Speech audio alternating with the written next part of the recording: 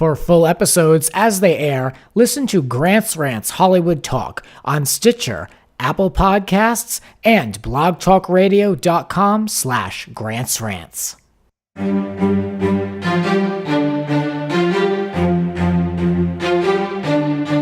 Broadcasting from Hollywood, California, it's Grant's Rants Hollywood Talk. It's a double rant with Ben Rimalower and Stephanie Johnson. We're talking LuAnn de Lesseps' Caberet show with the director himself, Katy Perry's public apology to Taylor Swift, and an OC Housewives Season 13 preview. And we question, is it appropriate to wear a Marchesa gown? That and more right here. Let the ranting begin. I am joined by writer and director Ben Rimalower. Welcome to the Rants. Hi. Hello, calling in from New York. Welcome to the show.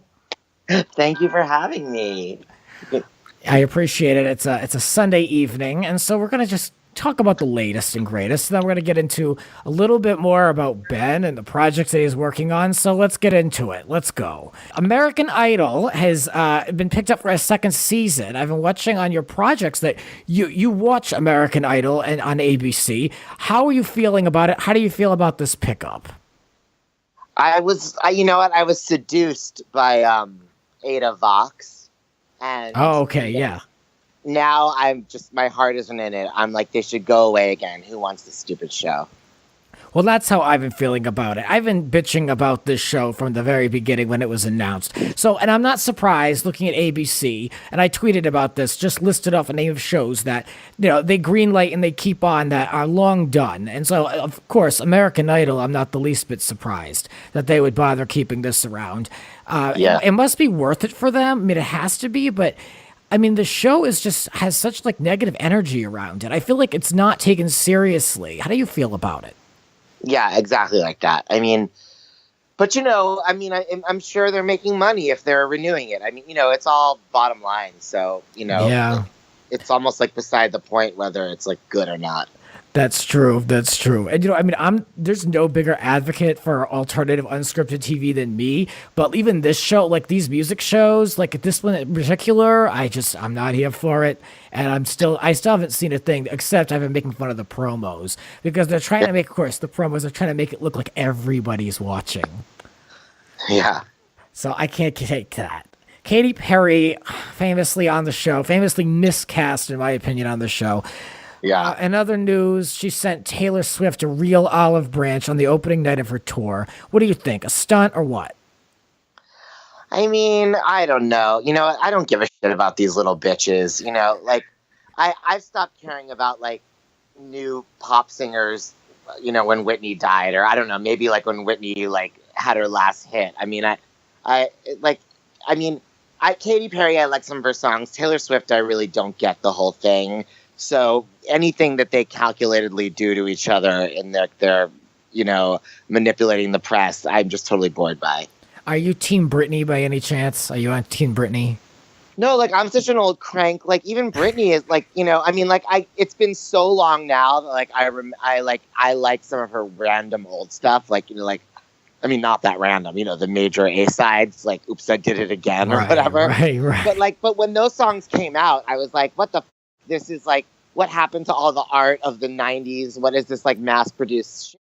And so I'm more into Britney as a celebrity who's been on a roller coaster and the Vegas thing. I sort of like that about her more. I don't know the difference between her music since Toxic and Taylor Swift or anything, Right. You're one of those, Wendy Williams says, no more new music, just play the hits, just do the hits and roll on.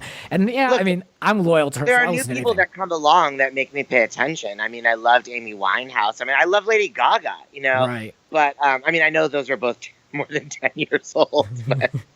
That's fine. No, I feel like as you age, and I'm up against the same thing, I'm less open to caring about the next, quick hit, the next here and gone. There are a few that stand out that have talent, but yeah, I'm not going through Nickelodeon waiting for the next Ariana Grande. So yeah, and I didn't even care about her anyway. Exactly, same. So back to this mess with Katy Perry and all this. So now there's a bunch of back and forth.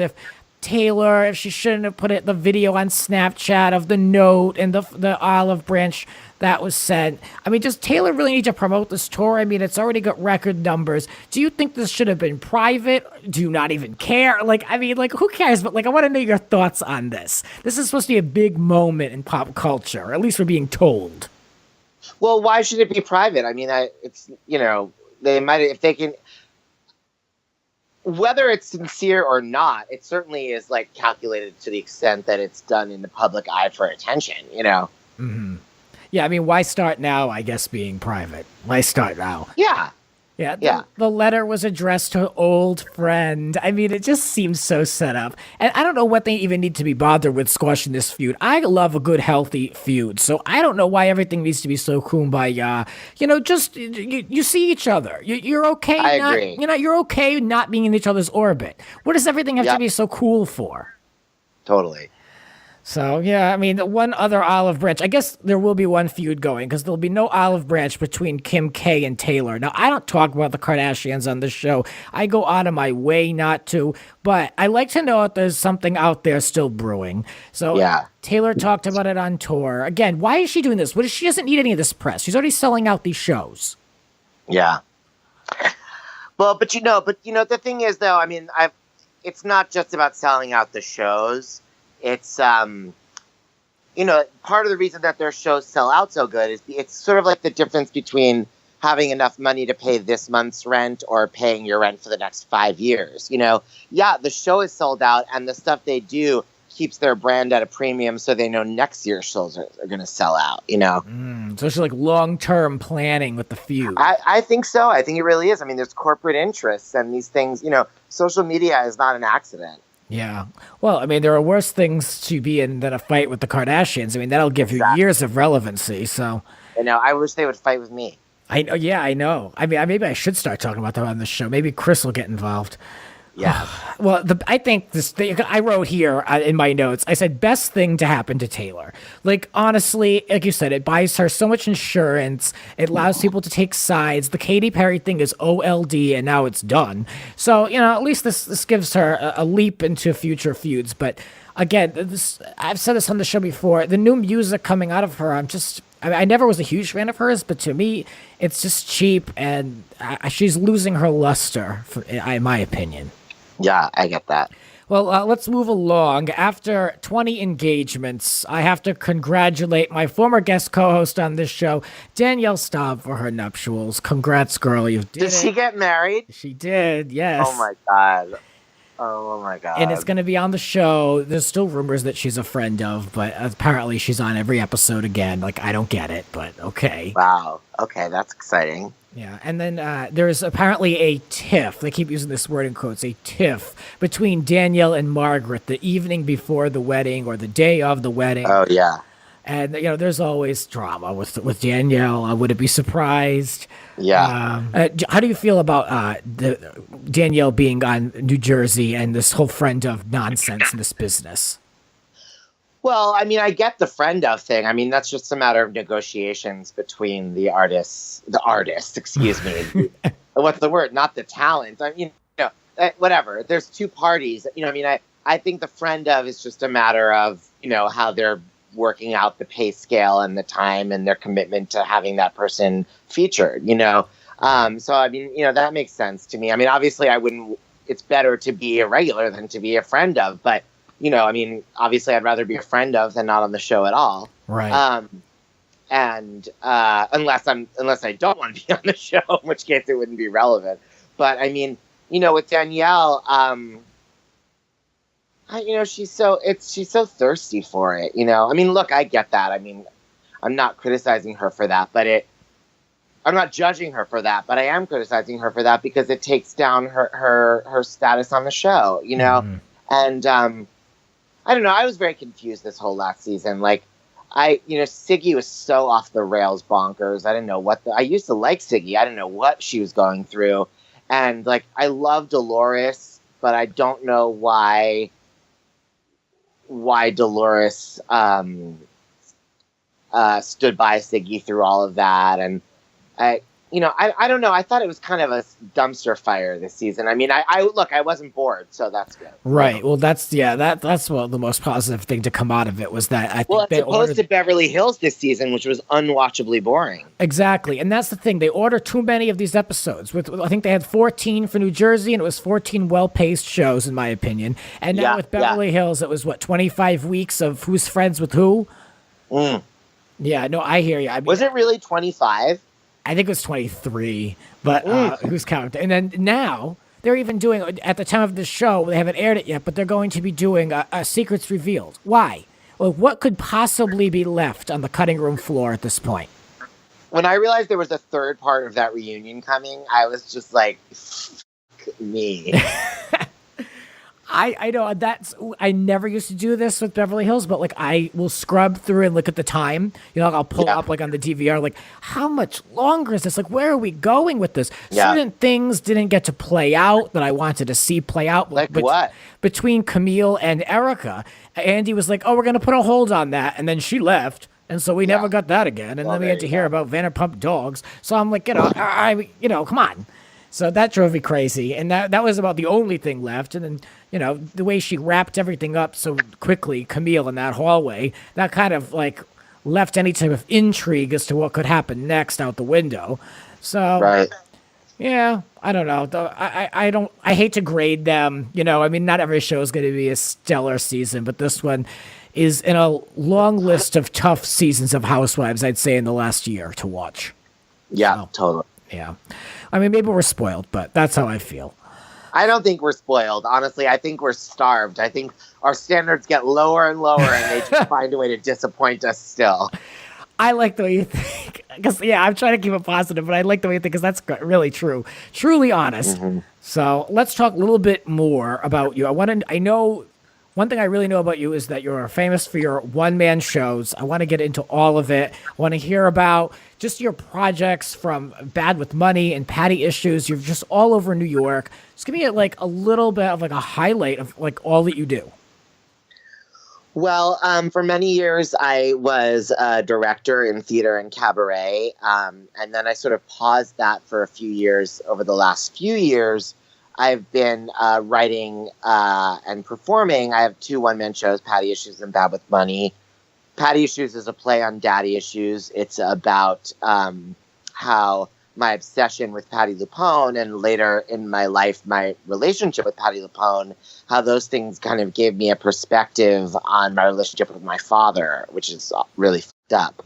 And Bad with Money is just about my being fucked up in how I deal with money and all the crazy things I have done in the course of my life, from, prostitution and stealing and just all kinds of scrambling to accommodate the way that I'm so addicted to spending money.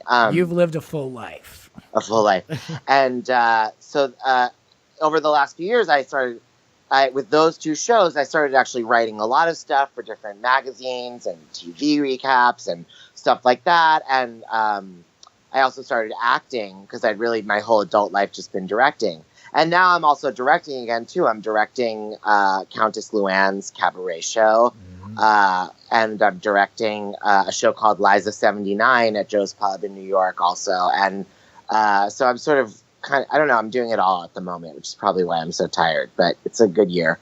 Yeah, it sounds like business is hot right now. So yeah, good for you. Yeah. Thank you. Yeah, I'm always envious of New York lifestyles. Like I've been out here way too long, and anyway, it's the worst kept secret that like I want to be in New York and all this stuff. But I'm just like, my career right now is here, but I'm envious of that lifestyle. And you've got the hustle going and everything, so good for you. I mean, I'm envious. Look, I was born in New York and I grew up in LA, and my whole childhood, all I wanted to do was get back to New York. And I came to New York right after college, so I've been here for almost 20 years now, and I appreciate the LA lifestyle. I hated it as a kid, but now I go back to visit my family and it's so much more peaceful and so much more sane and less anxious. And, it's a very comfortable life in LA. You never have anybody's armpit in your face. Well, that's true. Yeah, that's true.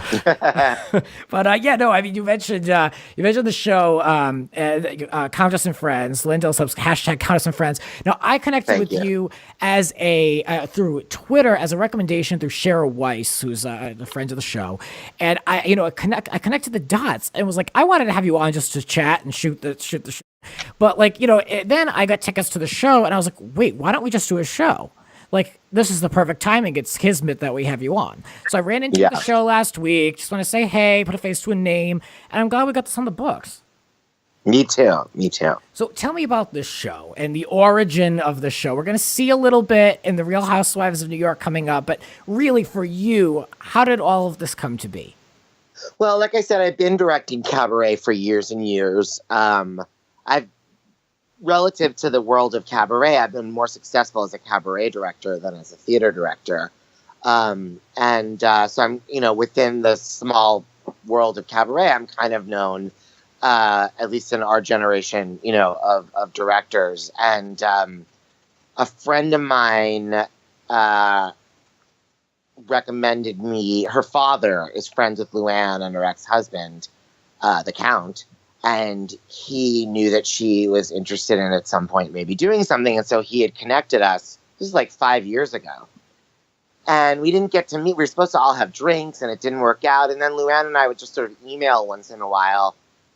And it finally, I don't know, like a year and a half ago, she suddenly really got it in her craw to just do it. And she reached out to me, and we just started having phone calls and then meetings and putting it together, and with everything that she went through this year, it was, I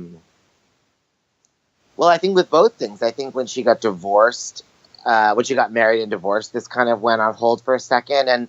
And then when she got arrested and went to rehab, there was a moment there where it was like, well, the cabaret has to wait, Mm-hmm.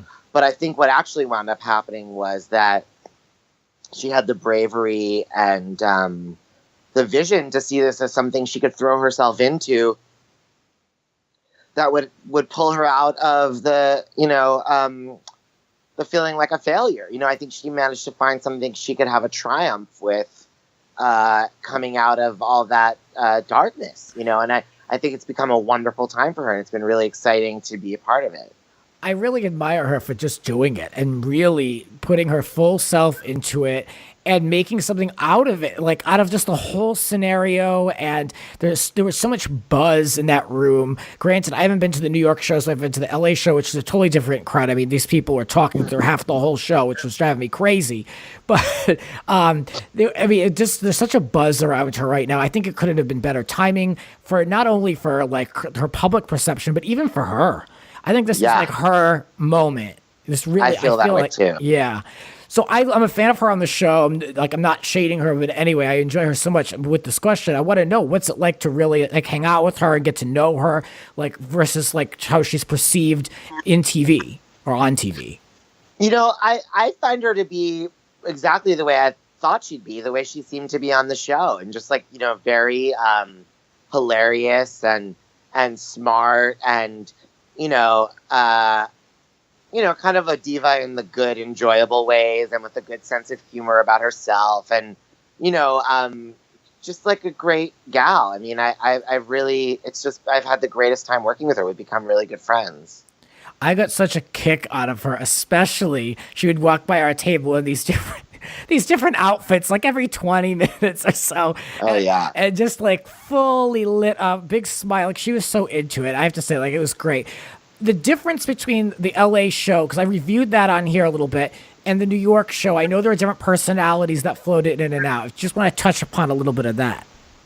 Well, it's totally different every show. I mean, the LA shows were 2 on the same night, so we got away with using the same guest stars. But right now we have 11 shows coming up in New York between now and the end of June, and every single one is different guest stars. Okay. Got it. So that's part of what my job is like sort of being the ringleader in that fucking circus. Yeah, just like, yeah, like that a has clown to be a car. pain in the ass to schedule around that. Yeah, I mean, it's really fun, because it's a really great variety of people, and it's so cool how such a diverse, eclectic group of people are fans of hers and want to be involved in her show. And it's sort of like just this snowball of like good energy, you know? Right.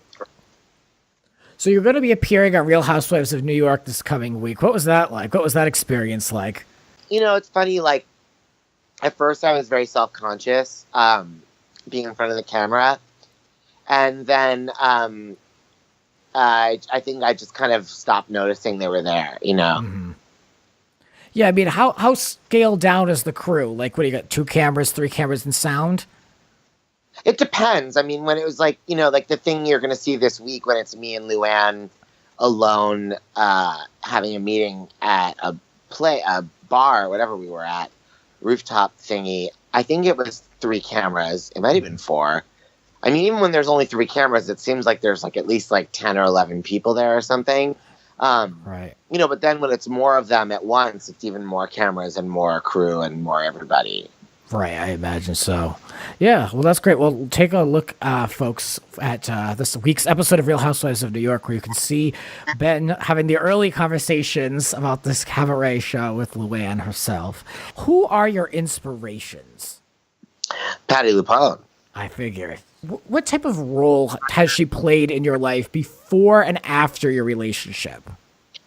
Well, I think she appealed to me from an early age in her persona, most specifically as Evita, but it's something that carries on in the rest of her performances, which is there's a fierceness. I mean, you know, everyone says fierce nowadays is like fabulous or whatever, you know. Yeah. But she's ferocious. I mean, you know, Patti is there's an electric energy, and you feel that she would bite somebody's head off, and you know, it's like there's such a fire of her, and you know that's why she was good in these roles like Eva Peron and in Sweeney Todd and in Gypsy, and you know these characters with such rage and power. And I think that I had a difficult childhood, and I think that appealed to me. I think I felt empowered by relating to her, you know. And by the same token, I had a dramatic home life. My father was kind of like that. And so I think that I needed something like that to hold my attention, you know, something that was more mild-mannered. Wasn't enough to distract me from the drama in my house. But Patti LuPone, with her sort of operatic heights, that could actually hold me and take me away from reality, you know? It's been an amazing growing experience to have worshipped her all my life and then get to work with her and then get to know her and be friends with her. And, you know, I'll say, I mean, Patti is a lot in person the way I imagined she would be. I mean, I've actually found that about many people. But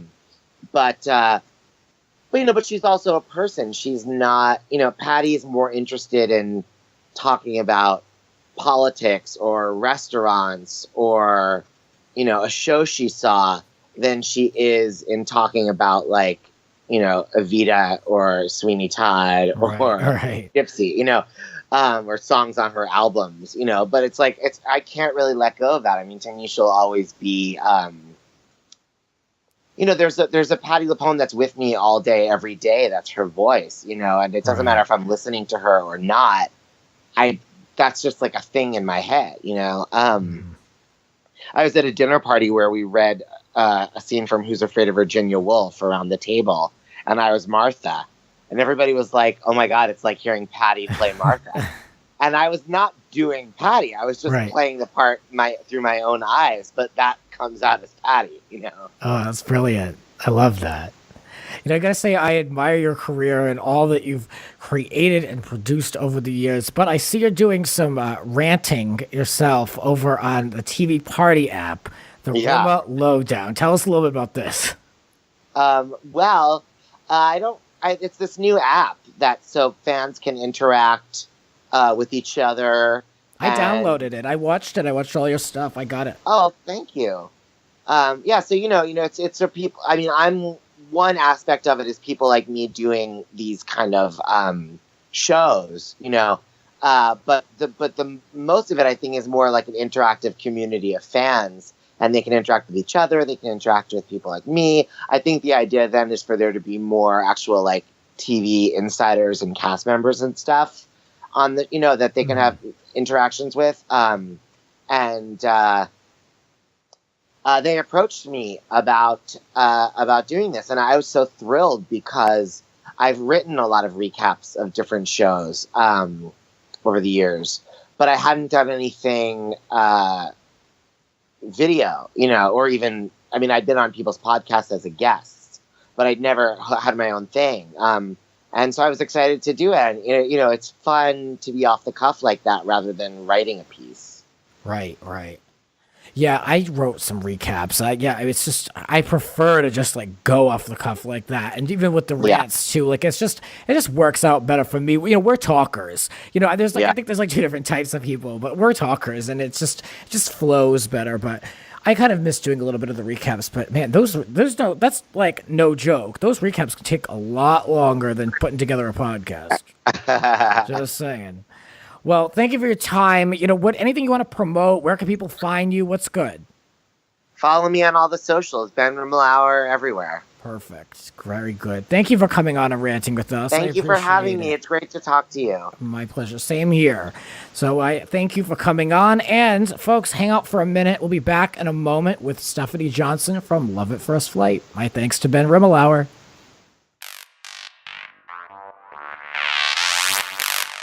You're listening to Grant's Rants. Subscribe and spread the word. There are a lot more rants to come. Listen anytime on all major podcasting platforms. And now, back to the show. Let the ranting continue. I am joined by Stephanie Johnson, CEO and founder of Singles and the City. She's a host, and she's appeared over on Lifetime's Love at First Flight. Welcome to the Rants. Thank you, Grant. Thanks so much for having me tonight. My pleasure. I'm really kind of pumped to talk to you. I feel like you're like, we just kind of connected before the show and had a good time before we hit record. So I'm like, this is going to be a good one. I'm excited. So let's talk about a few things going on. I want to get your take before we hear more about your projects and your life. Let's get your take on a few things. I understand you're an OC fan, so that's good. I am. Real Housewives of Orange County all day. Season 13 is in production currently. Season 12 was arguably a very tough watch. How did you feel about the last season? Ooh, season 12 was I actually didn't enjoy it that much. It was just way too much arguing going on, and there wasn't much synergy between the ladies. You know what I mean? It was dark. It was dark. Yeah, it was pretty dark. Like Shannon's got a lot going on. I was just like, where's the fun? And where's everyone separated? I was like, oh. Looking forward to brighter days ahead. Well, that's what it sounds like. Kelly Dodd was speaking over on SiriusXM on Jeff Lewis Live. First of all, I don't know how Jeff Lewis has time to do a live show. I did not know he had a live show. I'm like, whoa, 13th job. Let's go get it. Yeah, really. Good for him. Definitely a friend of Andy, so it makes sense. Okay. So, Uncle Andy. Yeah, a little shade. So Heather Dubrow came up. And this is a name I haven't heard of in a minute. And I was a big fan of Heather. Then I fell off with Heather when I heard how difficult she was, and when I got a little tired of the attitude, the Miss Fancy Pants attitude. And then I came to appreciate her again towards the end. How do you feel about Heather Dubrow in general? In general, I think Heather is, I'm trying to think what I would say. I respect Heather. I don't think I'd be friends with her in real life because she just brings too much of a kind of a negative Nancy vibe from what I've seen on TV. But I respect her as a mother. I respect her as a businesswoman and the wife of a very important plastic surgeon. So there's that. I think she prioritizes her family, which I think is great. But I don't think she needs to do the show. And I think she needs to focus on the kids. Yeah. Oh, I think that's very good. Less stress for her. You know, just do what she does best, which is be an amazing mom. Well, I think that's a good answer. Yeah. And so Heather apparently yelled and disrespected the crew and told people to get the boom out of her face and was really bitchy towards them. And I can see this, but it's disappointing. No one ever wants to hear this of someone, but I mean, and I know that it is all too common. Yeah. It is all too common. And, in her defense, I've done reality TV. Could have been a bad day. Maybe someone stepped on her foot. Maybe she's mad at Terry or one of the kids. I don't know. I'm giving her the benefit of the doubt, right? Right. But, again, it's very, very possible and very, very common, unfortunately. Right. Well, going back to Kelly, I talked about it on this show. Kelly Dodd, early in the season of production, season 13, she tweeted that Vicky was a pig, and and this came up, of course, in the interview. And Kelly couldn't say too much because they said there was going to be addressed on the show, but she did say that she talked about how Vicky went on a double date with her boyfriend and then Kelly's ex-husband and Kelly's ex-husband's new girlfriend and didn't tell Kelly. Ooh. So a little messy. Ooh. Yeah, that's ultimate girlfriend code. Like if I know you within 2 or 3 people, I would send you a text. You know what I mean? Like that circle's way too close. I would never. Yeah, I think at least even if you wanted to skirt around it and it was like I'm doing this anyway, at least the night of just send a text like FYI, heads up, we're going out. Yeah, like no worries. It's just ice cream. Eat something. Don't let me find out through the blog. My goodness. Yeah. Wow. Yeah. So of course Kelly lost her mind as usual. I hope. I can only hope. I mean, I can hear it now. Like she's not going to be okay with it. But I can see her face with that beautiful nude lipstick she's always wearing. Mouth is just like, I love it. I can it's see the best her. angry faces. Oh, those expressions. The expressions are something else. She's going to sit across from Tamra, and Tamra's going to say, once again, that's Vicky. That's how Vicky operates, like love her or hate her. I love Vicky, but I see her. You know what I mean? Like, I see all of her. Sure. For sure. Vicky, I'll say this. Vicky is my favorite housewife in Orange County.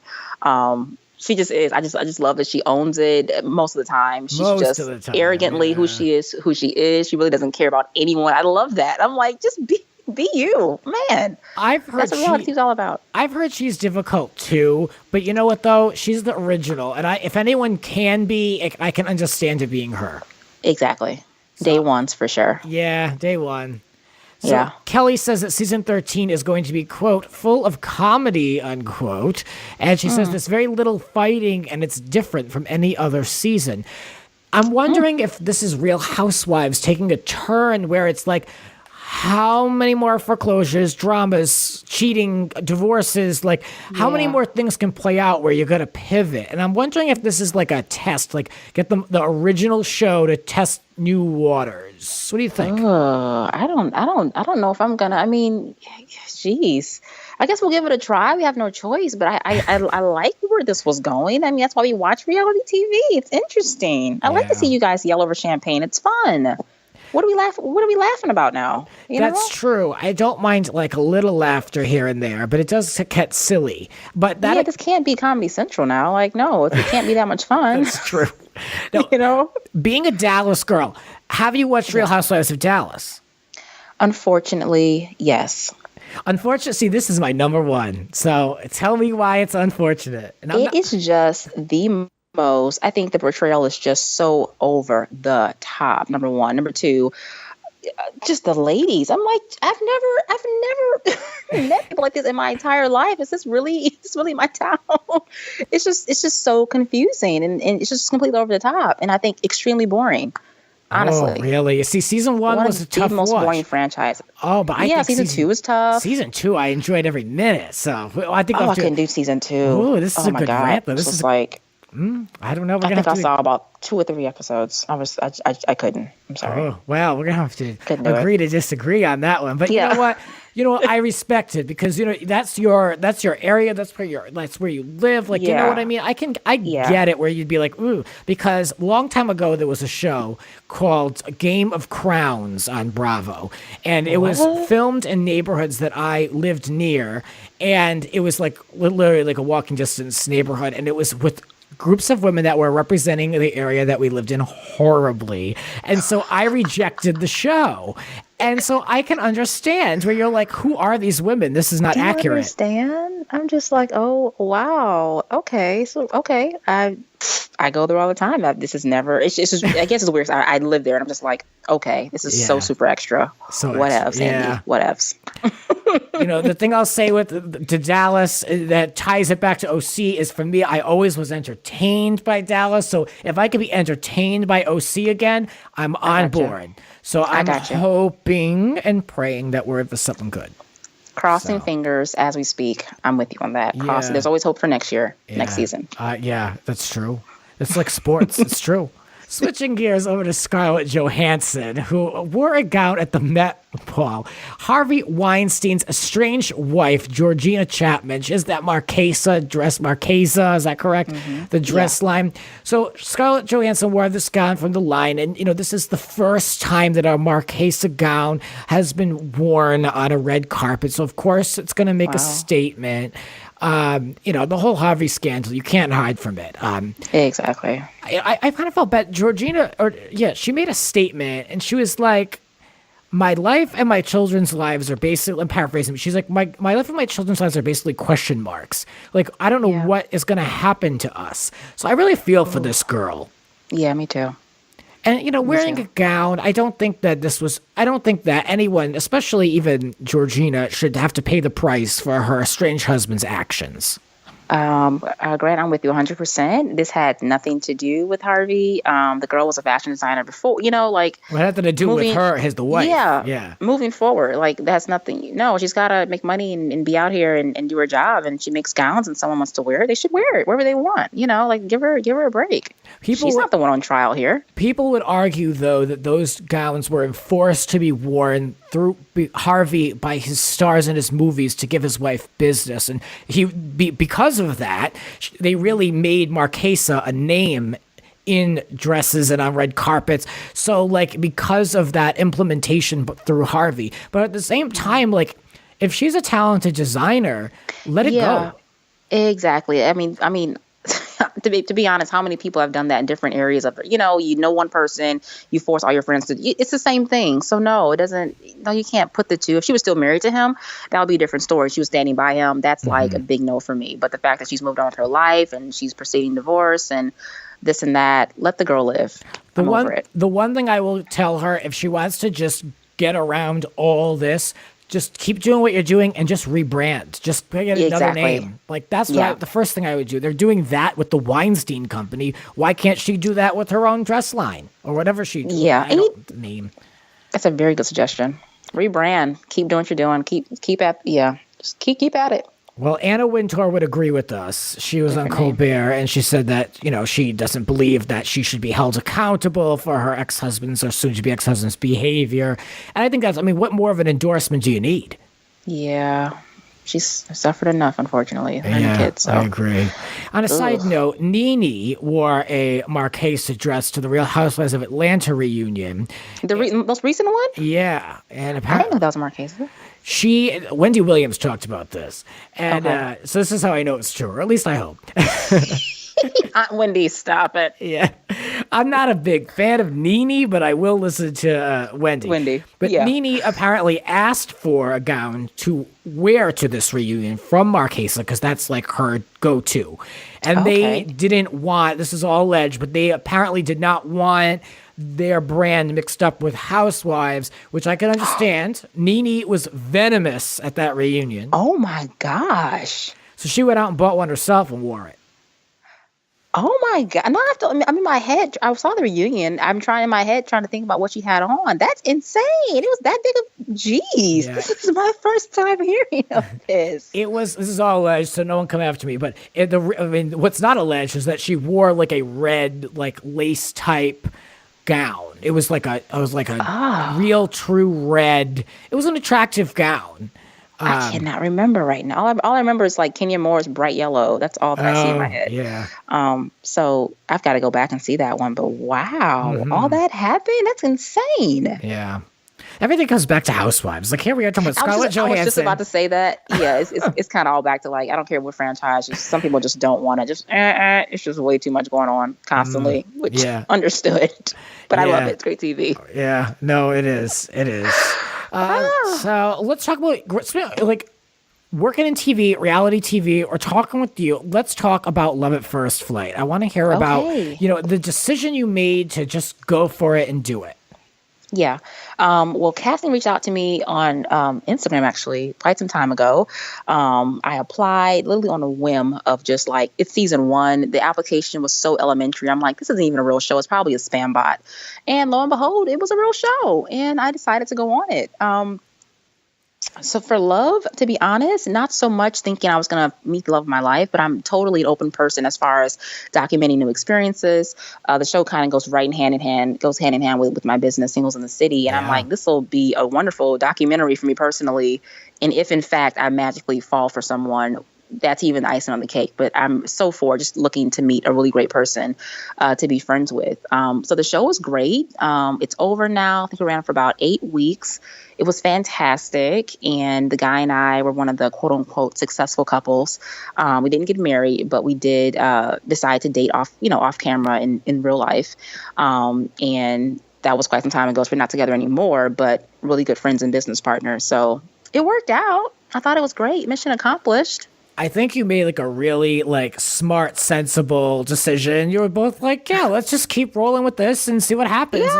Yeah, like, when these shows get launched, like you said, like originally when you applied, it was super like, like an amateur application. Like, what is this? Yeah, age, sex, location. I'm like, okay, what? It takes like a long time to get a show off the ground. So what was the timeline from when you heard about it to when you got into production? Like these things go on for like, oh my gosh, years. It was a good year and a half. Yeah, it was like a good year and a half. I believe I was like a totally different person when I applied to when first I was like, oh, I hope if it's real, I hope I get to go and travel the world. And then by the time they were like, we want you to meet producers or, casting in LA, I was like, wait a minute, I'm in the middle of the biggest deal of my life for work. Like business wise, it's worked for me. I had all these other, because I had changed and developed and work had changed. So it took about a year and a half. Wow. Long story short. Yeah, I believe it. It takes a long time to get these shows off the ground, and then they hold on to them. You do production, and then it's like, okay, well, when is this airing? Like, exactly. We wrapped up. We were like, so am I going to be married in real life by the time it airs? Am I gonna look weird, or like what's happening here? So fortunately, that was my first time doing reality TV with a brand new show. So I was like, okay, I think it happened in decent. I think it was like 3 or 4 months. From wrapping up to airing on TV. Oh, that's actually good turnaround, because most shows take like some shows. I was covering one show over here for the show on A&E, Undercover High, and that was like a full year, like to the month basically. And I was like, that's a long time to hold on to something like that, and to have to like you can't speak to certain things until the show airs. It's kind of like taxing and like annoying. Exactly. Yeah. We're like, okay, so we're not together. Like we had just decided on not like being together in real life, like maybe a month after the show, we wrapped up the show. And of course, producers are like, okay, you guys, don't be out with your boyfriend or girlfriend. Yeah, we're like, what? Jeez. It's I know you're going to live. Okay. Can you live? We have to live our lives. Valentine's Day is coming up. So we both survived. It was long and draining. When you learn the concept of this show, and of course the way they pitch it is like, you're all going to be led to the altar where you'll be making a life-changing decision to get married. Like, did you roll your eyes initially, or were you like, okay, let's just see what happens? Or you're like, well, that's not going to happen. Like, how did you feel? Grant, eyes rolled the entire time, 100% honest with everyone involved, producers, audition, the whole thing. Like, listen, I don't know nothing about a marriage. All I can promise you, okay, is that I will probably walk away with a great friend. I'm the friendliest person ever. This guy can have one eyeball in the middle of his head. I'm going to be nice to him, and we're going to travel the world. It's called free travel, okay? I'm going to have a ball. I am. So Stephanie, that was my thank you for being so honest with me with that, because another answer would have been like, well, I'm really open to whatever and I trusted the show, but you're like, what, no, we're here for an opportunity. This is a branding opportunity for me, and if I meet someone great, we'll have fun on a trip. And I love that. Grant, and dude, it's like, I think people just, because of the industry that I'm in, I just want people to be like, let me be honest with you, this is not a fairy tale. These are cameras. This is not I've been watching reality TV since I was 14, 15. Like, I'm an expert. I know what happens. So you have to be strategic. It's TV, but like, no, you don't take an opportunity or a platform and just try to quote unquote fall in love. That's stupid, in my opinion. Personally stupid. No. How do you and that's my rant for the evening. Well, you're in the right place. Look at that. Grant's Rants. I love it. Someone like myself who wants to do any type of reality thing, not necessarily a game show, but I want to do, not that this was, but in general, like I want to do like a docu-follow show. Like, would you recommend it? Would you shy away from it? What do you think? I stick to being strategic and know exactly what you're getting yourself into. There's no point in complaining about edits or that you look crazy. It's reality TV. You signed your life away. So you can go in with that mindset. I say, kill it, do it. Yeah. I'm all for like an opportunity like you, like, and I got super lucky. Yeah, I got super lucky because I had the most incredible producers, the editing. Our entire team was we still talk today in group chat. Like, it was incredible. The best 8 people I've ever met in my life. That's awesome. The most fun. I got super, super lucky. Good for you. Yeah, that's lucky and rare. So good for you. Yeah. Yeah. So let's talk about Singles and the City. It's described as a wellness community designed for singles. A lot of healthy, healthy attracts healthy, and like it just makes sense. So tell me about this. You're at a lot of different cities. You've got the presence out there. You're working hard. Tell us about it. Okay, so Singles in the City is like I said, my wellness company. I've been in business 4 years. I am someone that is super self-aware, and I just love to spread that self-awareness everywhere that I go. And I just found out that single people, I used to have like meetups and date nights and all this stuff for singles in all these cities. And at the end of the day, they come to me and they're like, oh, I'm single, or it didn't work out, or I just found I didn't listen to this red flag. And I'm like, whoa, why are we like so pressed about being in relationships and getting married, and we're not fixing all the crap that's inside of ourselves? You know what I mean? Mm-hmm. So I just found it my duty to get resources together and make sure that every single person that comes to my event or that's part of my company is totally prepared for cleaning out themselves before they try to pass on to someone else. And I think you can online date, you can go on a reality TV show, you can do all these different things. But if you don't know who you are, you're not comfortable with that, and you're not trying to be your best self now without someone else's help, then you're going to be screwed either way. So let me help you not be on a therapist's couch. Super smart for the times we live in. Like, just makes sense. I mean, everybody's on these apps. Just trying to help your brain. It's like, everyone's on these apps. Like, everyone's looking for something and no one's doing the work. Like, on themselves. Like, so you're right. Clean your own house, and then you can move on, and then 2 healthy people will be attracted to each other, and then you have a healthy relationship. But makes sense. Why are 2 broken people trying to make something happen when you both are screwed up? No, It's not going to work. And what cities can folks find this? Folks can find me in the beautiful, beautiful city of LA. I'm in Detroit. I'm in Chicago, Dallas, and Austin. Is that 5? Yeah, that's all of them. That's all the ones I have here. Yeah, that's great. Offer right now. Yeah. And growing, of course. My goal is to be in every major city ever. So, still growing. You're on your way. I mean, that's an impressive list. I mean, no Grant, joke. Thanks so much. No joke.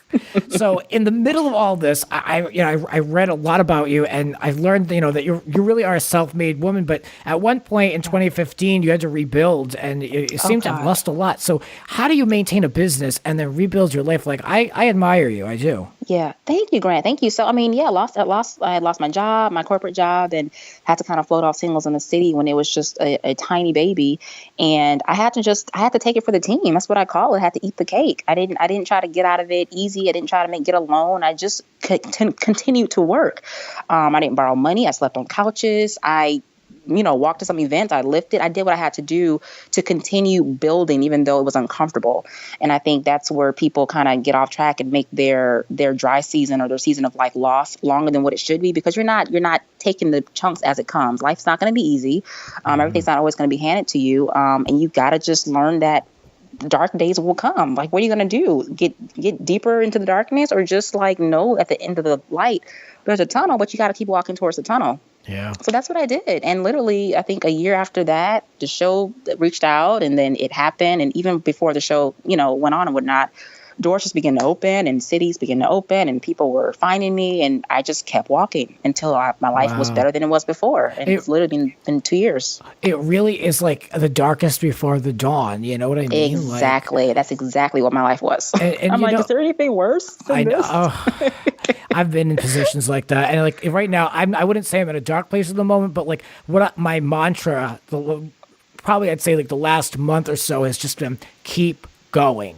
That's what I said. Keep going. I've got a lot on my mind, and I just got to keep rolling. I'm not going to stop and think about it. I just got to keep going. So take every day and just do it 24 hours at a time. Don't think about next month or next week. Literally one day. Just let me finish 24 hours whole and healthy as possible and mentally sane, and then I'll move on to Monday. That's how I live my life. Amen. Amen.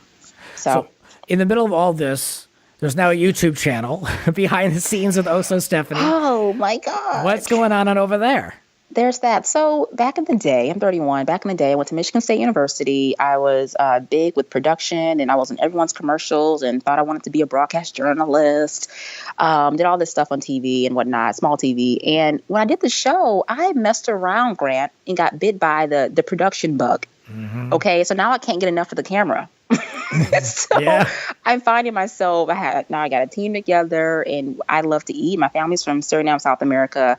I spend all of my money usually on food and great restaurants, fine dining. So I've just taken the video camera and document my adventures meeting the chef or the people that have opened these wonderful establishments or at the spa. And I'm just being myself. And I'm just kind of also advertising the company that I'm working with. I'm a big marketer and I love scratching back. So it's like, hey, look at this amazing new spa that you opened in Plano. You should come on down. I'm getting my facial, and they get new clients. I get to enjoy the services and promote and be on TV. So, YouTube TV for now. So that's Behind the Scenes with Also Stephanie, and it documents me traveling to these 5 cities every month for work. That's what I do. Well, it sounds like you've got a perfect setup for that. Like the lifestyle works for it. It keeps it exciting and it keeps it fresh. So good for you. Yeah, thank you. Thank you. Well, make sure that you guys check out that channel. Again, it's Behind the Scenes with Also Stephanie. And if you want to watch her on Love at First Flight, it's available on demand and on the Lifetime app. So there you go. Yes. And Hulu. Oh, and Hulu, and even better, more mainstream than that. So that's great. So thank you for coming in. I appreciate it. And hey, if you are in LA on June 30th, or you find yourself around, I'm having a live show, and I would love for you to come. And I'm inviting everybody. So exciting. I think I might be there at the end of the month. Very exciting, Grant. Oh, yeah. Well, if you're got my vote. You have a place to hang out and a good show. So if you want to come by, and everyone's invited, like I always say, except Barbara Walters. I will have a feud with her till the end of time. But tickets go on sale. I know it's random, but there's a long story there. No judgment. Tickets go on sale May 15th, so they're probably ready for you to pick up. And, they're only like $5. So everyone, check it out. It's on all my social media. You guys can find a way to find those tickets. And I appreciate it. And Stephanie, thank you for coming on and ranting with us. This was great. Thank you. This was great. You have wonderful energy, beautiful soul. I'm so happy for you, and I look forward to hanging out soon. Oh, bless you. Thank you very much. Yeah. Same here. Yeah. Next time you're in LA, let's hang out. I got you. Yes, sir. All I'll talk to you soon. Talk to you soon. All right. I love you Thank for you. listening. We'll be back with more rants. This has been Grant's Rants. Support the Rants on Patreon. Follow us on Twitter @It's Grant's Rants. Cover art created by Howie Ronay. Voiceover by Aw Yeah. Original theme music composed by Alexander Arntzen. The Grant Michael Collection.